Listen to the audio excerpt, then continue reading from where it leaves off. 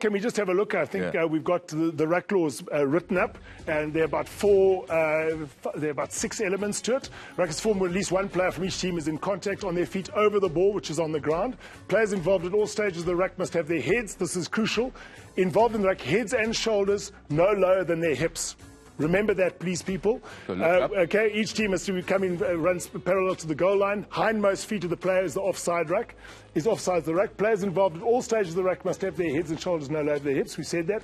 A player may join alongside, but not in front of the last player. That's a Players crucial one. must join the ruck or retire behind the offside line immediately. Okay. So, and here, once the ruck is formed, no player may handle the ball unless they're able to get their hands on the ball before the ruck is formed and that they're on their feet. That's before the 2 players you talked about that formed the ruck. No, they're on the ground. Once the player's on the ground, it's a ruck. So players must be on their feet when they play that ball. Okay? I want to show people who are not on their feet.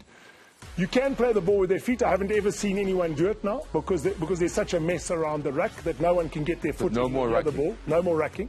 Players on the ground must move away from the ball, and they must play the ball immediately or as it emerged. Okay, so that's sort of fair clarity on a ruck is formed when a tackled player and a tackler is on the ground. Now, we've got a few clips. Before you go to tips, how tough is it for a ref to look after all those things in a split second to make that call? Well, a tackled player, first of all, the player is tackled if his knee hits the ground. Yeah. So if his knee hits the ground, he is a tackle player. He should be releasing the ball immediately. If he hits the ground, he's got time to place it either forward to score a try or backwards. The tackle player must hold on just long enough that the other player doesn't release the ball, get up and run away. So he holds him to make sure that the tackle has been completed. Then he's got to roll away from the area of the ball. The ref is looking at all of these. So he's looking at all of that. But he's also got to look at the player coming in to steal the ball on the ground. Now, in this game, which is the Brumbies against Chiefs, have a look at how many players are off their feet. Look at that. Now, the ball comes out on the side. Have a look again.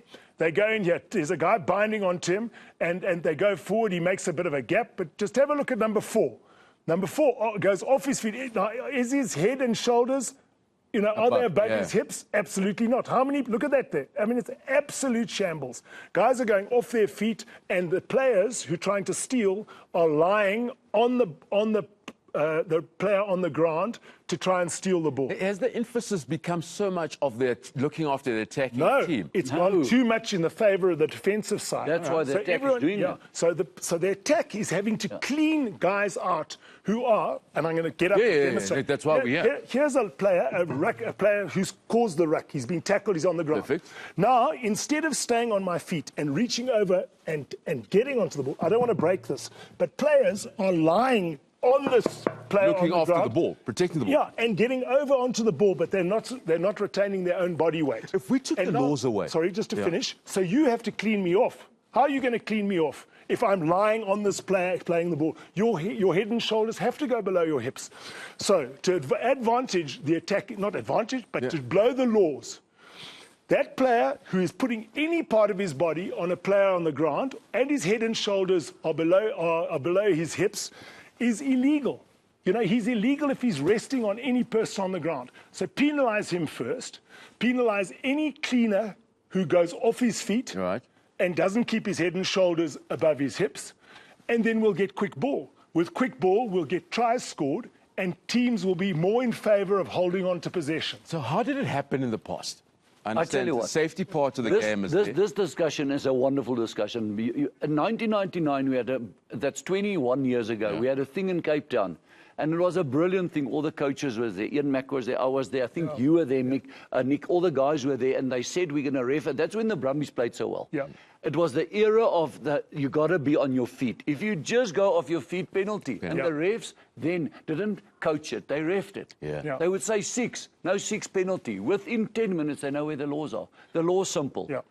Rugby is made to be on your feet. Apart from the tackler, and the guy who's got tackled. The rest must be on their feet. So if I arrive there and I lose my thing as a stealer and I dive in, I'm dead. I should be penalised. Not 6, take your hands off. While I'm taking my hands off, what do? They set up, the whole thing, The defence is all set up. The defence is set up and the attack is dead. So what is the... I get so excited when you talk this stuff. Just blow the law. Exactly. You got to be on your feet. The tackler on the ground and no one else. What does it mean you can't support your own body weight? You fall over, Nick. Yes, exactly. Once you're off, and what the referees are trying to do is they're trying to retain continuity. They don't want to penalise every ruck. Yes. So they think if I penalise rucks, it's going to spoil the game. It won't. It'll clean the game up, and we'll get quicker ball. And the offside lines will be clearer as well. Nick, you were busy this weekend. You picked up something else, some tough decisions? Yeah, no.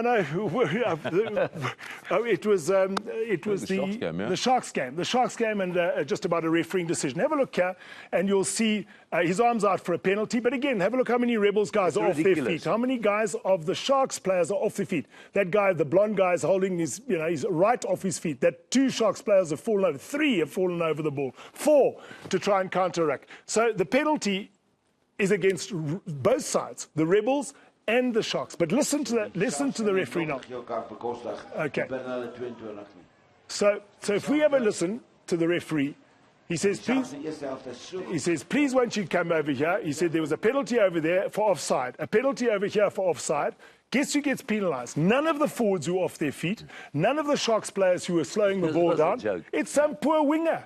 Just poor Madosh Tambwe minding his own business on the far side. Look where he is. And look what happens. Look where he is. It's like a player in 5 legs. He says, what are you talking about? He says, me. He can't believe it. I was minding my own business. And he didn't even warn the team. Yeah. So he said there were 3 penalties, but there weren't 3 penalties. There were 3 possible penalties that he didn't blow.